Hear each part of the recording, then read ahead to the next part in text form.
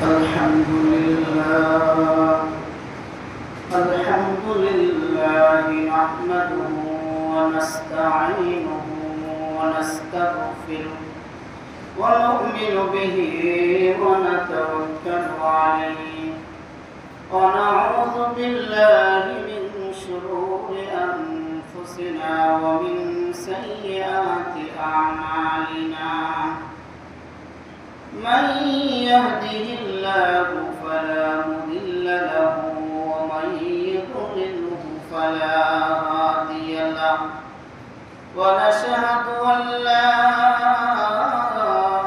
إله إلا الله وحده لا شريك له ونشهد أن سيدنا وحبيبنا ونبينا ومولانا محمدا عبده ورسوله الذي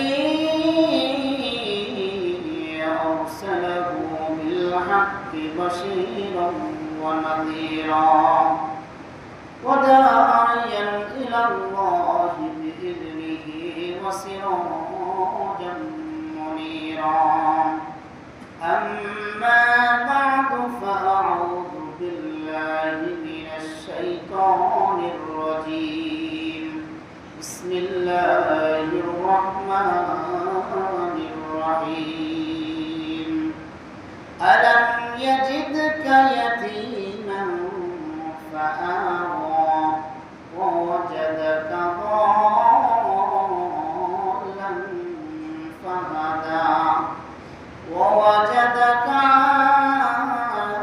عائلا فأغنى فأما اليتيم فلا تقهر وأما السائل فلا تنهر وأما بنعمة ربك فحدث صدق الله المولانا العظيم الحمد لله সমস্ত তারিফ সমস্ত প্রশংসা মহান রব্বুল আলামিনের জন্য যে রব্বুল আলামিন আজকে পবিত্র জুমার দিনে আমাদেরকে জুমার নামাজ আদায় করার উদ্দেশ্যে আল্লাহ তাআলা তার সর্বশ্রেষ্ঠ জায়গায় তার ঘর মসজিদে আমাদেরকে আসার জন্য তৌফিক দান করেছেন। এজন্য মহান রব্বুল আলামিনের শুকরিয়া আদায় করি আলহামদুলিল্লাহ। লাখ কোটি দরুদ ও সালাম ওই রাসূলের প্রতি আল্লাহ রব্বুল আলামিন যে রাসূলকে সমস্ত জগৎবাসীর জন্য রহমত করে পাঠিয়েছিলেন ওই নবীর প্রতি আমরা দরুদ ও সালাম পাঠ করি সাল্লাল্লাহু আলাইহি ওয়াসাল্লাম। সম্মানিত মুসল্লিয়ান কিরাম, গত জুমায় আলোচনা করেছিলাম নবী করিম সাল্লাল্লাহু আলাইহি ওয়াসাল্লাম যখন দুনিয়াতে আসবেন ঠিক আসার মুহূর্তে আরবের অবস্থা কেমন ছিল, কীরকম তারা জাহিলিয়াতের মধ্যে বসবাস করেছেন এবং আব্রাহার বাদশার ঘটনা আপনাদের সামনে উপস্থাপন করেছিলাম। তো রবিউল আউয়াল মাস যেহেতু আমাদের মাঝে চলে যাচ্ছে, এই মাসটিতে সাধারণত নবী করিম সাল্লাল্লাহু আলাইহি সাল্লামের জীবনী নিয়ে আলোচনা করা হয়। যদিও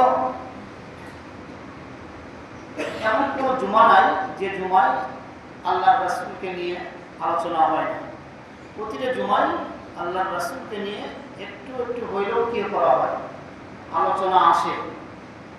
কারণ আমার আপনার এবং পৃথিবীতে যা কিছু আছে সব কিছুর সাথেই আল্লাহর রাসূলের কি আছে, সম্পর্ক আছে। এই জন্য পৃথিবীর যে কোনো বিষয় নিয়ে আলোচনা করবেন সেখানেই আমাদের নবী করিম সাল্লাল্লাহু আলাইহি সাল্লামের জীবনী চলে আসবে। তো আমরা প্রতি জুমাই নবী করিম সাল্লাল্লাহু আলাইহি সাল্লামের জীবনী নিয়ে আলোচনা করি, তারপরে ধারাবাহিকভাবে আমাদের আলোচনার বিষয়টা আসে যখন রবিউল আউয়াল মাস আমাদের সামনে চলে আসে। তো আল্লাহর পয়গম্বর দুনিয়াতে জন্মগ্রহণ করলেন। জন্মগ্রহণ করার পর নবী করিম সাল্লাল্লাহু আলাইহি ওয়াসাল্লাম দুনিয়াতে আসলেন। আসার পরে উনি ওনার আম্মার স্তনের দুধ কিছুদিন পান করেছেন এবং তার একজন দাসী ছিল উম্মে আইমা। তারও কিছুদিন দুধ পান করেছে। আর মক্কাতে একটা প্রচলন ছিল যে তাদের বাচ্চাদের দৈহিক গঠন ভালো হওয়ার জন্য এবং তাদের ভাষা শুদ্ধ হওয়ার জন্য এবং গ্রামের প্রাকৃতিক আবহাওয়া শরীরে লাগার জন্য তারা দূর দূরান্ত গ্রামে তাদের বাচ্চাদেরকে দুধ পান করার জন্য অন্যত্রই তাদেরকে কি করত, ভাড়া দিয়ে দুধ পান করার জন্য গ্রামগঞ্জে প্রেরণ করে দিত। তো যখন 7 দিন আল্লাহর রাসূলের বয়স হয়, আল্লাহর রাসূলের পিতা তো জন্মের আগেই মৃত্যুবরণ করেছেন, তো 7 দিন বয়সে নবী করিম সাল্লাল্লাহু আলাইহি ওয়াসাল্লামকে কোলে করে নিয়ে কাবা ঘরের চত্বরে আসলেন। নবী করিম সাল্লাল্লাহু আলাইহি ওয়াসাল্লামের দাদা আব্দুল মুত্তালিব। তো আব্দুল মুত্তালিব সকল কুরাইশ গোত্রের লোকদেরকে একত্র করলেন, করার পরে নবী করিম সাল্লাল্লাহু আলাইহি ওয়াসাল্লামকে হাতে নিয়ে উঁচু করে ধরলেন আর বললেন, এই যে দেখো তোমরা আমার কাছে যে নবজাতক সন্তান, এই সন্তান দুনিয়াতে এসেছেন এতিম হয়ে, দুনিয়াতে এসেছেন এতিম হয়ে। তো এই সন্তানের নাম আমি আজকে রাখবো মুহাম্মদ। বলেন সুবহানাল্লাহ। মক্কার লোকজন তাকে প্রশ্ন করল যে আপনি অন্য কোনো নাম না রেখে মুহাম্মদ নাম কেন তার জন্য রেখে দিলেন? তো আব্দুল মুত্তালিব উত্তর দিলেন যে আমি এই নাতির মধ্যে এমন একটি নূর দেখতে পাচ্ছি যে এই নাতি একদিন আমাকে ওভারটেক করবে এবং আমার চাইতে গুণান্বিত হিসেবে পরিচিত হইবে। সুবহানাল্লাহ।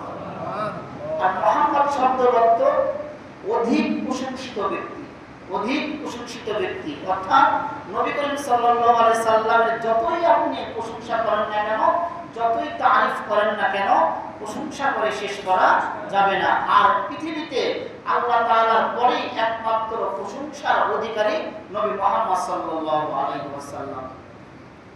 তো এতিম ভাই কাকে বলা হয়?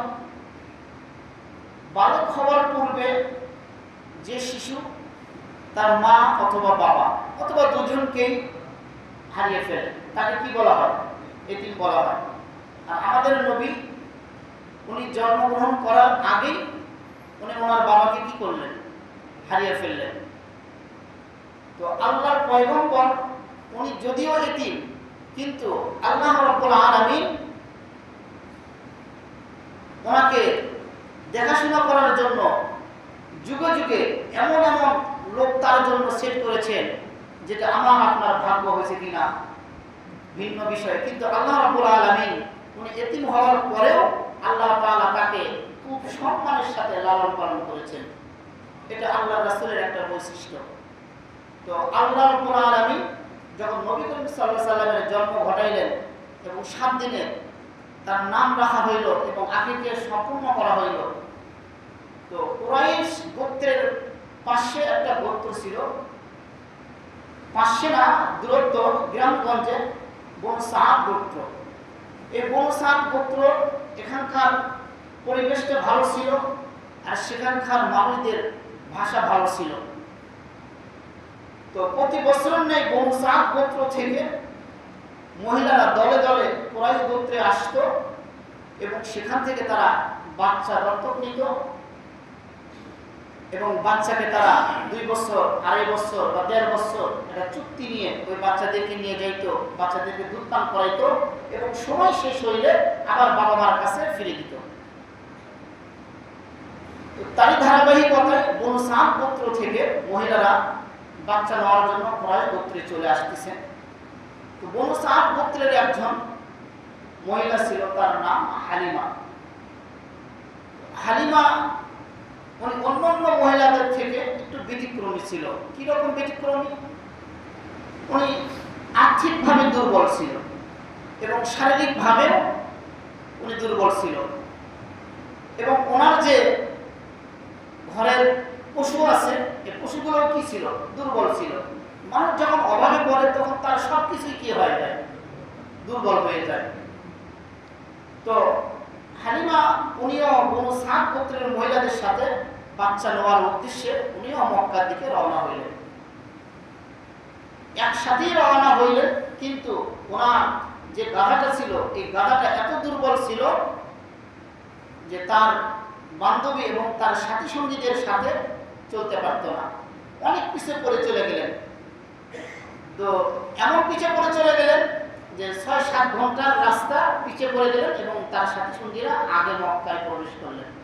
তো বনু সাদ গোত্রের মহিলারা তারা বাচ্চাদের খোঁজ খবর নিয়ে তারা তাদের মনের মতো বাচ্চা সংগ্রহ করে ফেললেন। নবী মুহাম্মদ সাল্লাল্লাহু আলাইহি সাল্লামকেও তারা দেখেছেন, কিন্তু নবী মুহাম্মদ সাল্লাল্লাহু আলাইহি সাল্লামকে যখন তারা দেখছেন তখন তাদের মায়া লেগেছে বাচ্চাটাকে নেওয়ার জন্য, কিন্তু তারা বাচ্চাকে নেন নাই। কি জন্য নেন না? বাচ্চাটা এতিম ছিল, যে এতিম বাচ্চাকে নিয়ে যাওয়ার পরে তার কাছ থেকে হয়তো মোটা অঙ্ক টাকা পাওয়া যাবে না। এই জন্য নবী মুহাম্মদ সাল্লাল্লাহু আলাইহি সাল্লামকে তারা নিতে কি করলেন? সংকোচ মনে করলেন।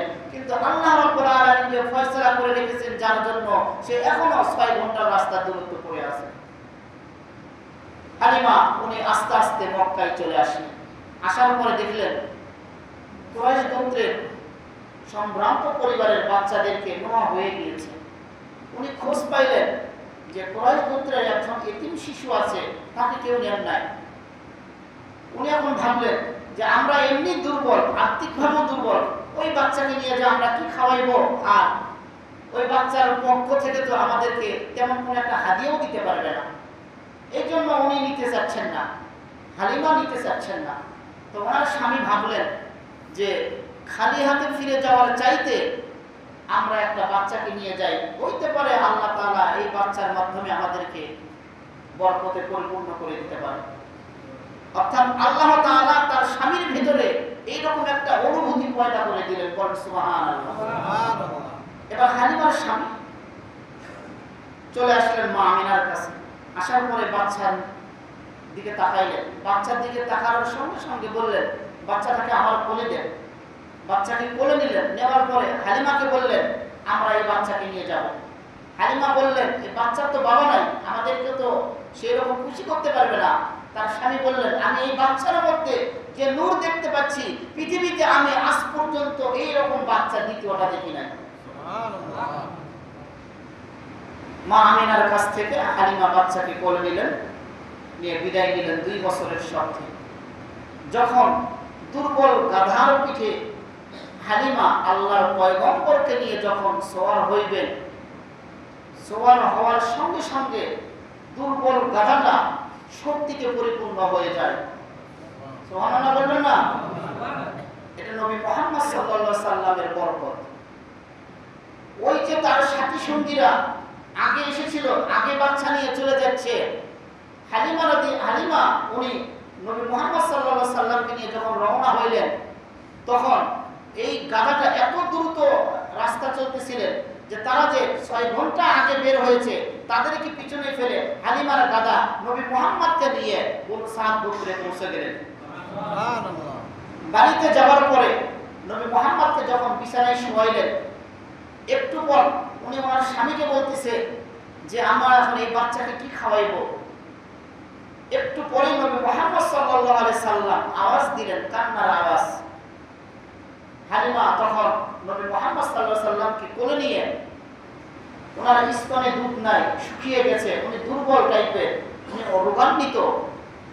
উনি তখন ভাবলেন একটু বুকে বাজায়, যদি কিছু বের হয় বাচ্চাটার কান্না অন্তত থেমে যাবে। তো হালিমা বলতেছে যে আমি যখন নবী মুহাম্মদকে আমার বুকে বাজাইলাম তখন আমার স্তন দুধ দিয়ে ভরপুর হয়ে গেল এবং নবী মুহাম্মদ সুন্দরভাবে তৃপ্তি সহকারে দুধ পান করলো। এবং আমার যে আরেকটি শিশু বাচ্চা আছে, যে শিশু বাচ্চা দুধের জন্য কান্না করত, এই বাচ্চাটাও পরিপূর্ণভাবে আমার স্তন থেকে দুধ পান করে। সুবহানাল্লাহ। এরপরে তারা কি খাবে? তাদের গোল ঘরের দিকে চলে গেল। বকরির পালগুলো, ছাগলগুলো ক্ষুধার জ্বালায় তারা মানে চিল্লাচিল্লি করতেছে। তাদের দেশে দুর্ভিক্ষ চলতেছে, কোনো ঘাস উৎপন্ন হইতেছে না, ওই রকম ভালো সেরকম শাকসবজি হইতেছে না। যখন হালিমা ওই বকরির পালের কাছে চলে গেলেন, পালের কাছে যা দেখে প্রত্যেকটা বকরির পাল দুধ দ্বারা ভরপূর্ণ হয়ে গেছে। থেকে উনি দুধ দোয়াইলেন, সেখান থেকে তারা সকলেই পান করলেন। পান করার পরে এবং দুধ এত পরিমাণ ছিল, সেই দুধ বাজারে নিয়ে বিক্রি করে ফেললেন। অন্যান্য প্রতিবেশীরা তারা তাদের রাখালকে গালিগালাজ করতো যে হালিমার গাদা বকরি যে জায়গায় বাঁধে তোমরা সেই জায়গায় বাঁধিতে পারো না। রাখালরা উত্তর দেয় যে আমরা তো একই জায়গায় আমরা বকরি চড়াই, কিন্তু তার বকরি এইরকম ভাবে দুধ দিচ্ছে, আমাদেরটা দিচ্ছে না, আমরা বুঝতে পারতেছি না। এইরকম ভাবে নবী করিম সাল্লাল্লাহু আলাইহি সাল্লামের বরকত হাসিল করে হালিমাতুস সাদিয়া 2 বছর পর্যন্ত। কয় বছর ভাই? নবী করিম সাল্লাল্লাহু আলাইহি সাল্লামের বয়স হইল 2 বছর। 2 বছর যখন পরিপূর্ণ হইল, তখন হালিমা আল্লাহর পয়গম্বরকে নিয়ে চলে আসলেন কুরাইশে।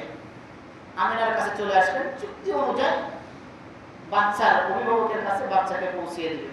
তো হালিমা যখন আল্লাহর পয়গম্বরকে নিয়ে আসলেন আমিনার কাছে, এবং তিনি প্রথমে নিতে চাচ্ছিলেন না, আর এখন দিতে এসে উনি বারবার আকুতি মিনতি করতেছে যে আমিনা, আপনি আমাকে আপনার বাচ্চাটা আরো কিছু দিনের জন্য দেন, আমি আপনার বাচ্চাকে আরো সুন্দর করে দেখাশোনা করব, যেহেতু আপনার এই মক্কাতে এখন মহামারী চলতেছে। মক্কাতে সেই সময় একটা মহামারীর রোগ ছড়িয়ে পড়েছিল। তো বারবার রিকোয়েস্ট করার পর আমিনা তখন ভাবলো যেহেতু মক্কাতে মহামারী চলতেছে, সেই হিসেবে বাচ্চার নিরাপত্তার খাতিরে আমি তোমাকে আরো কিছু দিনের জন্য মুহাম্মদকে তোমার কাছে আমি দিতে রাজি আছি। এবার হালিমা আল্লাহর পয়গম্বরকে নিয়ে চলে গেলেন আবার সেই বনু সাদ গোত্রে। বনু সাদ গোত্রে যাওয়ার পর আল্লাহর রাসূলের বয়স হইল 4 বছর।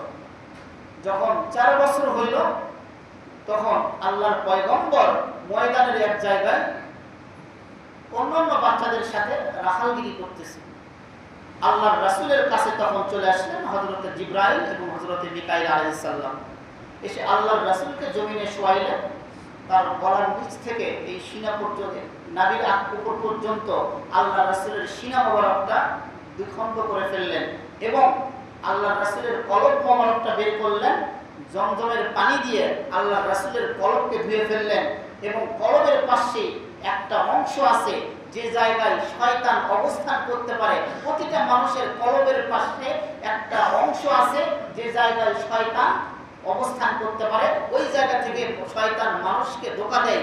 সেই জায়গায় হযরত জিবরাইল আলাইহিস সালাম আল্লাহর রাসূলের শরীরের ওই কলবের পাশে থেকে ওই অংশটা কেটে ফেলে দিলেন। আর ওই অংশটাই ছিল যে জায়গায় শয়তান অবস্থান করতে পারে। অর্থাৎ আল্লাহর রাসূলের অঙ্গ থেকে শয়তানের অবস্থানের জায়গা পরিষ্কার করে দিয়ে আল্লাহর রাসূলকে আবার সেলাই করে দিলেন এবং পৃথিবীতে সর্বপ্রথম সার্জারি হয়েছিল নবী মুহাম্মদ সাল্লাল্লাহু আলাইহি সাল্লামের। বলেন সুবহানাল্লাহ।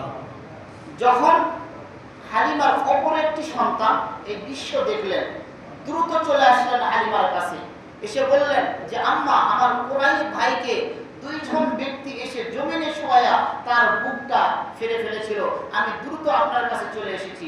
হালিমা দ্রুত চলে আসলেন। আসার পরে থেকে নবী মুহাম্মদ, শিশু মুহাম্মদ এক কোনায় বসে আছে এবং তার পুরো শরীরটা কেমন মলিন হয়ে গেছে, কালো কালো হয়ে গেছে। মানুষ যেরকম ভারী কোনো কাজ করলে যেরকম তার শরীর ঘামান্বিত হয়ে যায় এবং শরীরটা অন্যরকম একটা প্রতিক্রিয়া চলে আসে, ওই রকম নবী মুহাম্মদের ভিতরে যখন দেখতে পারলেন, তখন তিনি তার কাছে জিজ্ঞাসা করলেন যে কি হয়েছে।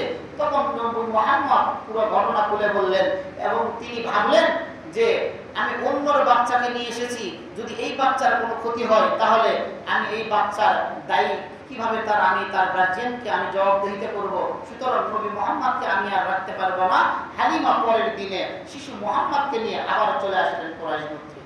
এসে আমিনাকে সব খুলে বললেন এবং আমিনার কাছে নবী মুহাম্মদকে রেখে চলে গেলেন। নবী মুহাম্মদের বয়স কত তখন? 4 বছর। এইরকম ভাবে নবী মুহাম্মদ আরো কিছুদিন অতিক্রম করলেন। যখন 6 বছর হয়, শিশুদের সাথে বিকালবেলা যখন আল্লাহর পয়গম্বর জমিনে খেলাধুলা করত, উনি হঠাৎ করে একদিন খেয়াল করলেন সকল বাচ্চাদের গার্জিয়ান বাবা মা এসে বাচ্চাকে আদর যত্ন করে বাড়িতে নিয়ে যায়, কিন্তু আমার বাবা তো একদিনও আসলো না। তার মনের ভিতরে এইরকম একটা প্রশ্ন জাগ্রত হইল। নবী মুহাম্মদ আর বাড়িতে যাইতেছে না। ওইদিকে আমিনা আর উম্মে মাইমুন ওনারা 2 জন চলে আসলেন আল্লাহর রাসূলকে খোঁজার জন্য। দেখে নবী মুহাম্মদ এক কোণায় বসে আছে। আমিনা জিজ্ঞাসা করলেন যে বাবা তুমি এখনো বাড়িতে যাওনি কেন? আল্লাহর পয়গম্বর বললেন যে আম্মা, প্রত্যেকটা সন্তানের বাবা এসে তারা কোলে করে বাচ্চাদেরকে নিয়ে যায়, কিন্তু আমার বাবা তো আমাকে কোনোদিন কোলে করে নিয়ে গেল না। আমি আমার বাবাকে দেখতে চাই, আমার বাবাকে না দেখা পর্যন্ত আমি এখান থেকে যাব না। মুসলমান ভাইরা আমার, আল্লাহর পয়গম্বর যখন তার মাকে এইরকম ভাবে প্রশ্নের সম্মুখীন করলেন, উনি বলতে পারতেছে না যে তোমার বাবা আর দুনিয়াতে নাই। উনি বললেন ঠিক আছে, তোমাকে আমি তোমার বাবার কাছে নিয়ে যাব। এরপরে যখন বাড়িতে চলে আসলেন, আব্দুল মুত্তালিবকে বললেন যে আপনার নাতি আপনার ছেলেকে দেখতে চাই, আমি তাকে বলেছি তোমার বাবাকে কাছে নিয়ে যাব, এখন আমি কি করতে পারি? আব্দুল মুত্তালিব বললেন ঠিক আছে, তুমি কালকে মুহাম্মদকে নিয়ে তুমি চলে যাও তার বাবার কবরের পাশে, তাকে কবর দেখে নিয়ে আসো। তবে তুমি একা যাবে না, তোমার দাসীকেও সঙ্গে নিয়ে যাবে। এবার আল্লাহর পয়গম্বরকে নিয়ে 6 বছর বয়সে আমিনা চলে গেলেন আব্দুল্লাহর কবর দেখার জন্য। যখন কয়েকদিন অতিক্রম করার পর আল্লাহর রাসূলের কবরের পাশে চলে গেলেন, যাওয়ার পরে কবরের পাশে গিয়ে নবী মুহাম্মদকে বললেন এই যে কবর দেখতেছো, এটাই তোমার বাবার কবর। আল্লাহর পয়গম্বর কবরের পাশে গিয়ে মাথা নিচু করে অনেকক্ষণ উনি কান্না করলেন এবং মাথাটা নিচু করেছিলেন। ওখান থেকে মা আমিনা যখন আল্লাহর পয়গম্বরকে নিয়ে রওনা হবেন মক্কার উদ্দেশ্যে, কিছু দূর যাওয়ার পরে মা আমিনা উনিও রোগে আক্রান্ত হয়ে যায়। রোগে আক্রান্ত হওয়ার পর ওনারা সফর বিরতি দেয়। সফর বিরতি দেওয়ার অবস্থায় ওই অবস্থায় মা আমিনাও দুনিয়া ছেড়ে পরকালে চলে যান। আল্লাহর পয়গম্বর এবং উম্মে মাইমুনের সঙ্গে ওখানে আমিনারও কবর দেন। কবর দেওয়ার পর আল্লাহর রাসূল তার দাসীর সঙ্গে কুরাইশ গোত্রে চলে আসতেছে। তখন কাবার অবস্থা ফাঁকা ছিল, এখন যে রকম বিল্ডিং এরকম ছিল না। তখন আব্দুল মুত্তালিবের কাবা ঘরের পাশে একটা জায়গা আছে, যে জায়গাতে যে বিছানায় শুধু উনি বসতে পারেন, উনি ছাড়া ওই বিছানায় কেউ আর বসতে পারে না, কারো বসার অনুমতি নাই। তো আব্দুল মুত্তালিব তাকায় দেখে আমি সফরে পাঠাইলাম 3 জন, কিন্তু ফিরে আসতেছে 2 জন। তার মানে উনি বুঝতে পেরেছেন, তার মানে আমিনাও দুনিয়া থেকে বিদায় নিয়েছেন। নবী মুহাম্মদ চলে আসলেন আব্দুল মুত্তালিবের কাছে। আব্দুল মুত্তালিব সব বুঝতে পারলেন। এরপর আব্দুল মুত্তালিব নবী মুহাম্মদের দায়িত্ব নিলেন। তো নবী মুহাম্মদ সাল্লাল্লাহু আলাইহি সাল্লাম অন্যান্য শিশুদের সাথে বড় হচ্ছেন। তো একদিন আব্দুল মুত্তালিবের বিছানায় নবী করিম সাল্লাল্লাহু আলাইহি সাল্লাম উঠে বসেছিলেন। অন্যান্য ব্যক্তিরা তারা বলেছিলেন এই মুহাম্মদ তুমি এই বিছানা থেকে নামো, এই বিছানায় বসার অধিকার তোমার নাই। এই দৃশ্যটা আব্দুল মুত্তালিব দেখেছিলেন। তো আব্দুল মুত্তালিব তখন তাকে ধমক দিয়ে বললেন হে কুরাইশ গোত্রের লোকজন, তোমরা আমার এই নাতিকে এই জায়গায় বসতে বাধা দিও না, কারণ আমি আমার এই নাতির মধ্যে দেখতে পারতেছি যে আমার এই নাতি একদিন সারা দুনিয়ার রাজত্ব করবে। সুবহানাল্লাহ বলবেন না? কারণ তারা তো ওই রকম ইলমিয়াত ব্যক্তি ছিল, তাদের ভিতরে আল্লাহ তাআলা ওই রকম জ্ঞান দিয়েছিলেন। কি জন্য দিয়েছিলেন? আব্দুল মুত্তালিব কাবা ঘরের মুতাল্লি ছিলেন। যে ব্যক্তি আল্লাহর ঘরের মুতাওয়াল্লি ছিলেন, অবশ্যই আল্লাহ তাআলা তার ভিতরে ওই রকম জ্ঞান দিয়েছিলেন। অর্থাৎ নবীর শিশু মুহাম্মাদের কিছু আচরণ দেখে উনি বুঝতে পেরেছিলেন। আর বুঝতে তো পারবেন, ওনারা তো পূর্বের কিতাবের কিছু জ্ঞান রাখতেন, তো ওই জ্ঞান অনুযায়ী উনি বুঝতে পেরেছেন এই শিশু সাধারণ কোনো শিশু না। তো নবী করিম সাল্লাল্লাহু আলাইহি সাল্লামের বয়স যখন 8 হইলেন, তখন আব্দুল মুত্তালিব দুনিয়া থেকে বিদায় নিলেন। তবে আব্দুল মুত্তালিব দুনিয়া থেকে বিদায় নেওয়ার সময় উনি যখন অসুস্থ হয়, তখন আব্দুল মুত্তালিবের একটা ছেলে ছিল আবু তালেব। আবু তালেব কে ভাই? নবী করিম সাল্লাল্লাহু আলাইহি সাল্লামের আপন চাচা। তো আবু তালেব আব্দুল মুত্তালিব তখন তার ছেলেকে বলল এই যে তোমার ভাতিজা, এটা তোমার আপন ভাতিজা, তোমার রক্ত, আমি তোমাকে আমার এই নাতি তোমার হাতে আমি তুলে দিয়ে যাচ্ছি, তোমার জীবন দিয়ে হইলেও তুমি তোমার এই ভাতিজাকে রক্ষা করবা। উনি শিশু মুহাম্মাদের দায়িত্ব নিলেন আবু তালেব দুনিয়া থেকে, আব্দুল মুত্তালিব দুনিয়া থেকে বিদায় নিলেন। এরপরে আবু তালেব নবী করিম সাল্লাল্লাহু আলাইহি সাল্লামকে দেখাশোনা করতেছেন। দেখাশোনা করা অবস্থায় কিছুদিন অতিক্রম যখন হইল, তখন মক্কাতে বৃষ্টি হয় না। মক্কার লোকজন বললেন যে আবু তালেব, আমাদের এখানে তো বৃষ্টি হচ্ছে না, তুমি একটু আল্লাহর কাছে দোয়া করো যাতে করে আল্লাহ তাআলা মক্কাতে বৃষ্টি দেয়। তখন আবু তালেব বললেন, ঠিক আছে, সকলে আমরা এখানে কাবা ঘরের চত্বরে চলে আসি। সকলেই তখন কাবা ঘরের চত্বরে চলে আসলেন। আসার পর নবী করিম সাল্লাল্লাহু আলাইহি সাল্লামের চাচা আব্দুল মুত্তালিব, আবু তালেব উনি শিশু মুহাম্মদকে বললেন যে মুহাম্মদ, তুমি আল্লাহর দরবারে দোয়া করো বৃষ্টির জন্য। সকলেই বললেন, আপনি মুরব্বী মানুষ, আপনি দোয়া করেন, এই শিশুর দোয়া কি কবুল হবে? তখন নবী করিম সাল্লাল্লাহু আলাইহি ওয়াসাল্লাম চাচা যান বললেন যে আমার এই ভাতিজা দোয়া করলে আল্লাহ তাআলা তার দোয়া কবুল করবেন। আল্লাহর পয়গম্বর দোয়া করলেন, দোয়া করার সঙ্গে সঙ্গে আল্লাহ রাব্বুল আলামিন বৃষ্টি বর্ষিত করেন। বলেন সুবহানাল্লাহ। এইরকম ভাবে যখন আল্লাহর রাসূলের বয়স 12 বছর হয়, তখন চাচা আবু তালেব উনি ব্যবসার উদ্দেশ্যে সিরিয়ার দিকে রওনা হবেন এবং ওনার সাথে আরো লোকজন সিরিয়ার উদ্দেশ্যে ব্যবসা করার উদ্দেশ্যে চলে যাবে। তো আল্লাহর রাসূলকেও এই ব্যবসার সাথে আল্লাহর রাসূলকে সঙ্গে নিলেন চাচা আবু তালেব। তো ব্যবসার উদ্দেশ্যে যখন সিরিয়ার উদ্দেশ্যে যখন বের হইলেন, বুরসা নামক স্থানে ওনারা অবস্থান করলেন। সিরিয়া আর মক্কা এই দুটোর মধ্যবর্তী স্থান বুরসা। এই বুরসাতে ওনারা যাত্রা বিরতি করলেন। তো যখন যাত্রা বিরতি করলেন, তো বুরসাতে একটা গির্জা ছিল। এই গির্জাতে একজন পাদ্রী বসবাস করত। এই পাদ্রীটা উনি ছিল সেই জামানার সবচেয়ে বড় আলেম। ওনার নাম ছিল জুরজিস বুহাইরা। তো এই বুহাইরা পাদ্রী উনি কোনোদিন ওনার গির্জা থেকে বের হইতো না, উনি কোনোদিন এই গির্জা থেকে বের হন নাই। এবং শিশু মুহাম্মদ যে এই জায়গায় আসবেন এবং ওখানেই অবস্থান করবেন, এটা উনি তাওরাত কিতাবের মধ্যে এটা উনি দেখেছেন। তো ওই কিতাব অনুযায়ী উনি অপেক্ষায় আছে যে কবে সেই শিশু মুহাম্মদ এই জায়গা দিয়ে অতিক্রম করবে। তো এই জুরজিস বুহাইরা পাদ্রী উনি ওনার গির্জার জানলা দিয়ে দেখতে পান একটা কাফেলা আসতেছে। এই কাফেলার ভিতরে একজন শিশু একটা উটের উপর সওয়ার করতেছে।